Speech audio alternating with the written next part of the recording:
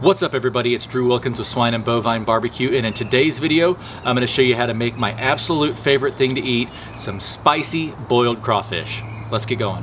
One of the most important things you need to boil crawfish is water. So I've got some premium Dallas hose water in this pot. I go about halfway up on the holes in the removable basket.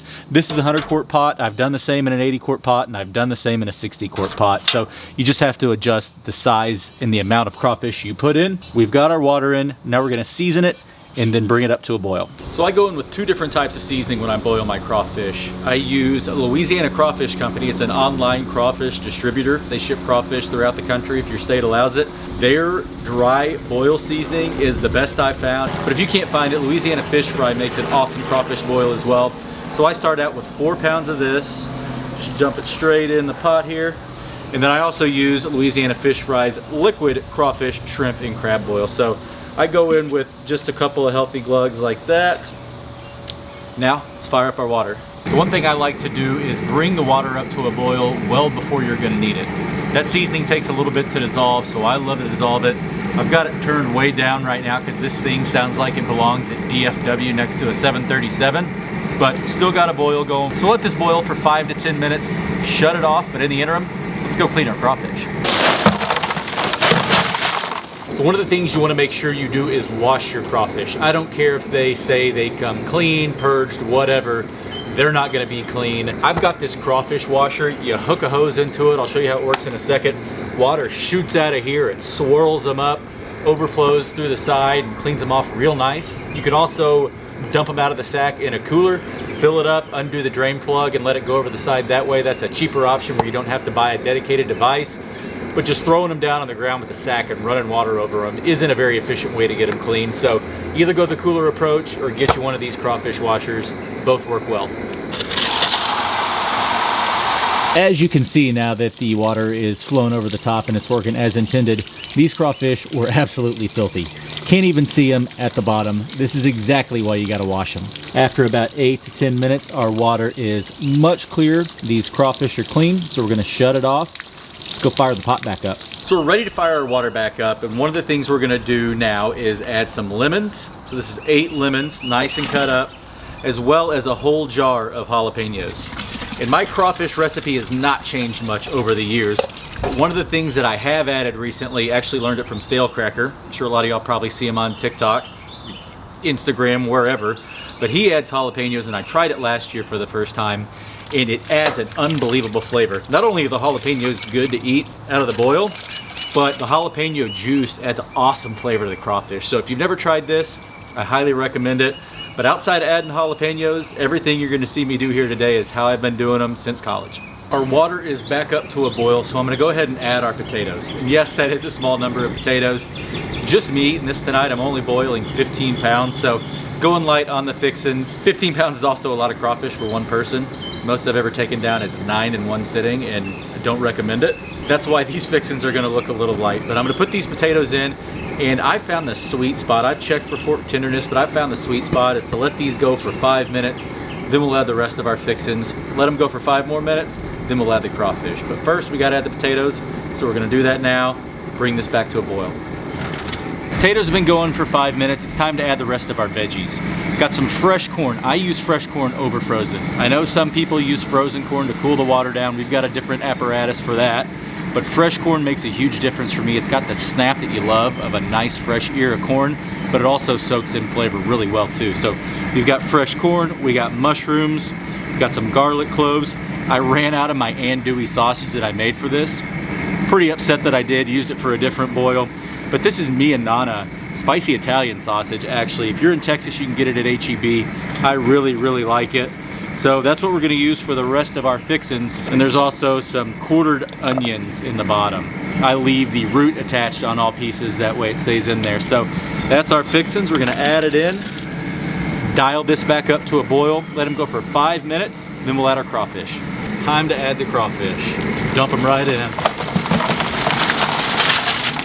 I'm gonna turn this burner up to 11, bring it back up to a boil as soon as possible, and boil for 3 minutes. Our 3 minutes is up. These crawfish are ready to soak and get cooled off. So let's go ahead and cool them off. And I hit the record button at the wrong time while cooling off the crawfish, but I use a Boil Boss. It prevents you from having to use frozen corn to cool off the water, as we talked about. It also prevents you from having to hose down the outside of the pot or add ice to the boil. I'm not a huge fan of adding ice to the boil because you're just gonna dilute the seasoning. So I just use this Boil Boss. Squirts water on the outside of the pot, has an on-off switch on the side so you can turn your water on-off as needed, and it does a great job bringing the crawfish down to 160 degrees. A common question I get is, how long should I let my crawfish soak? And it's really up to personal preference. I let mine soak. I found the sweet spot for me based on how I season my water. And you wanna taste your water, well, you know what the end product is gonna be tasting like from a spiciness and flavor perspective. But I found that 30 minutes is about the sweet spot for me, but I taste. So at 20 minutes I'll start tasting, 25 minutes I'll taste, 30 minutes I'll taste, and if they're good, I'll pull them. If they're not where I want them to be, then I'll let them soak longer. Remember, we cooled the water off rapidly. That way we don't have to worry about them cooking. All we're doing now is adding flavor. So don't be worried about overcooking them at this point. You'll know when they're ready, when they taste good to you. There's a reason I mentioned tasting your crawfish, because these took about 40 minutes. It wasn't the 30 minutes that I mentioned earlier. They needed 40 minutes to get full of flavor, but they're tasting fantastic. So now what we're gonna do is we got our paddle here. I'm gonna lift this up, start draining the water. Slide our paddle down in here. Just set this right on top of it. Let it fully drain. Our crawfish are sufficiently drained, so let's dump them on the table.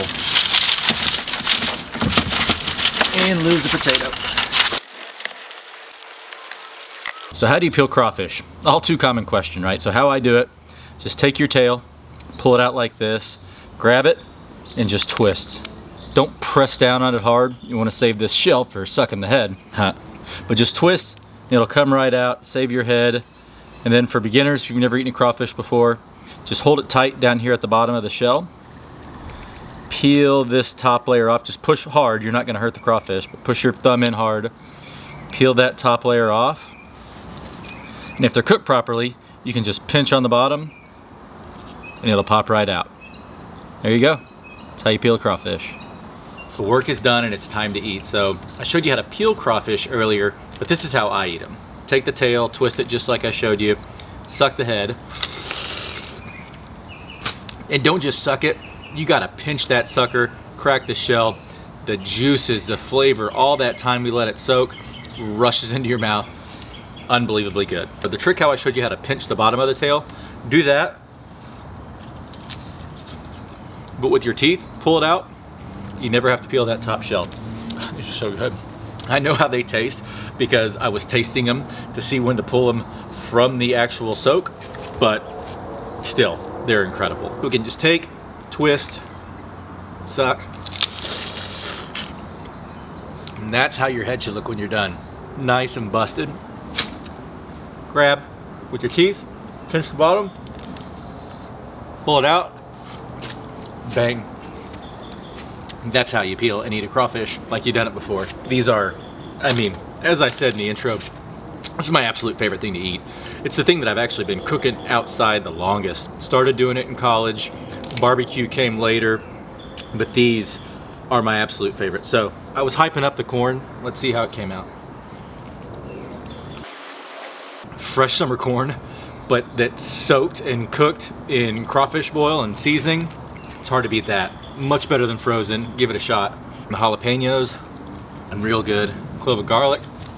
Oh yeah. Don't skimp on the garlic. That is really good. Let's see, where's our Mianana sausage? Here's a piece. Ooh.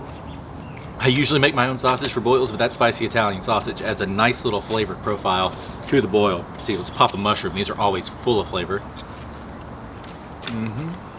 And today is no exception. Tons of flavor. Lastly, let's check our potatoes. Did we cook them through? Spoiler, we did. And lastly, one of the things that soaks up the most flavor, onions.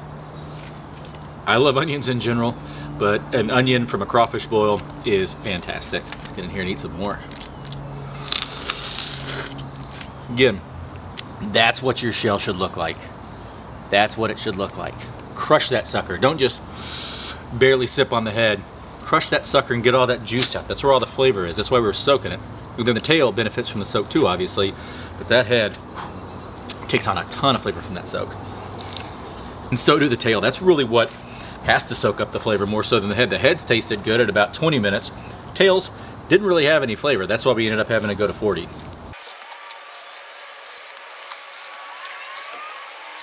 One thing to note, when you pinch the back of the tail, when it's in your hand and mouth like this, probably going to end up with a few splatters of crawfish juice on your right shoulder if you're right-handed, or left shoulder if you're left-handed. So keep that in mind.